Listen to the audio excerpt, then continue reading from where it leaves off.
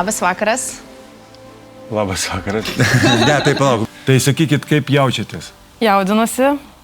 Šiaip tai čia nebūčiau, bet kai sužinojau, kad busit jūs, tai atvykau, kad galėčiau su jumis nusifotografuoti. Tai būtinai nusifotografuosimės, o dabar pakalbėsim biškį. Pradėsim gal nuo prisistatymo, jo. Ko dirbi?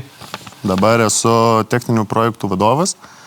Tai pagrinde atsakingas esu už įrangos pirkimą, visos gamybos, tiek išorės, tiek vidaus. Paukštynė esu standartų technologė, dirbu su kepsneliais ir... Kepsnelis mes. Taip, daugiausia su Hesburgeriu. Aš esu mėsos gaminių cecho technologė. Pagrindinė atsakomybė yra gaminti ne tik skanų, bet ir saugų produktą. Ir žinoma, kad viskas vyktų efektyviai. Taip. Tai va, tai atsimenat valgyti dešrainius, tai čia yra pas Eglę ceche gaminamos dešrelės. Čia tos kur skanios tokios? Kur skanios, su dvigubom dešrelėm. Dirbau kokybės kontrolės tarnyboje, kaip tas policininkas, ne? Bet mes geri policininkai, nes kai kontroliuojam, tu esi toksai blogesnis, bet jeigu kažkas blogo atsitinka ir turi priimti skubius, teisingus sprendimus, tada kviečia kaip policininkus, ne? Jeigu kažkas blogo atsitinka, išspręsti teisingai mus. Aš esu šviežios mėsos cecho technologė, esu atsakinga už sklandžią, efektyvę cecho veiklą, už kokybišką produktą tiek klientams, tiek ir kitiems cechams. Ne, o sakyk, kiek metų dirbat, nes paskutiniu metu aš pajaučiu, kad kokybė auga. Dirbu virš metų, šiek tiek. Nu, tai kaip tik pradėjau. Jo, gal sutapimas, nežinau. O patinka darbas? Kaip ir visiems normaliems žmonėms, kartais taip, kartais ne. Bet pagrindė dažniausiai patinka. Šiaip mylit savo darbą?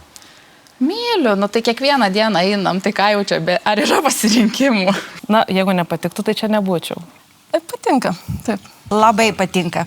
Mano istorija įsidarbinimo čia yra labai įdomi ir iš tikrųjų, jeigu aš pasakysiu taip trumpai, kad su tam tikrom pertraukom Vilniaus Paukštynė dirbau jau 17 metų. Tai tikriausiai tas daug ką pasako. Kaip jūs galvojat, kuo jūs pranašesnė už kitus nominantus? Kiekvienas, manau, specialistas yra tam tikra sritim pranašesnis, bet visi stengiamės dėl bendro tikslo, dėl įmonės rezultatų, tai manau, kad visi turim tų gerų savybių. Kodėl jūs turėtumėt gauti apdovanojimą? Nežinau, žinokit, iš tikrųjų tai pati nesuprantu, kodėl, bet smagu, kad kolegos vertina, tai matyt kažką darau gero Paukštynė. Šiaip tai nemanau, kad esu verta. Bet kiti mano, nes nominavo. Bet kuklumas papuošia visada. Jo, šiaip labiau būčiau tyliai ir užtikrintai, bet kadangi kolegos išrinko, tai reikėtų jų ir paklausti.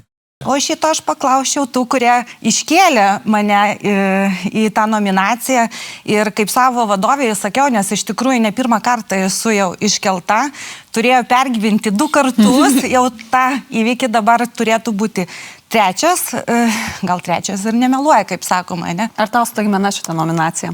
Taip, tikrai buvo staigmena, kad būtent į specialisto poziciją, nei kokio kolegos ar kažką, tai didelis įvertinimas. Ypač žinant, kokie konkurentai toj grupėje yra, tai tarp rimtų žmonių. Taip. Kaip manai, kas laimės? 1 iš 5 geriausių. Pagal eiseną užėjimo tavo į studiją, tai atrodė kaip nugalėtojas. Visi gali laimėti, visi verti, visi stengiasi. Manau, negalėčiau skirti nei vieno. Draugystė. Draugystė, teisingai.